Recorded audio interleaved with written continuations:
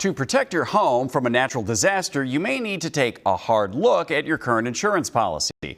While your costs are growing fast, there's a good chance your coverage is shrinking. I looked into what you can do to make sure you're properly insured.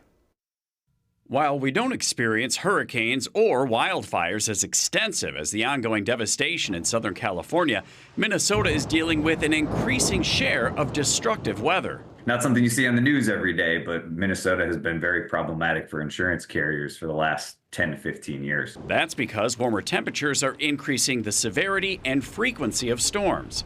From 1980 through 2024, there were 62 confirmed weather climate disaster events with losses over $1 billion each in Minnesota. Do Minnesotans have adequate home insurance to protect them for this increasing number of disasters? Most Minnesotans do, but we do know that a handful do not, and that number seems to be growing every day as carriers continue to make changes and reduce coverage. Eric Scarns, president of Insurance Warehouse, says the extreme weather coupled with higher construction costs means Minnesota premiums have not kept up with the payouts for damaged property. In hail-prone areas like ours, insurers have changed hail deductibles to a percentage of a home's value, typically 2%, which is much more than a $1,000 or $2,000 deductible.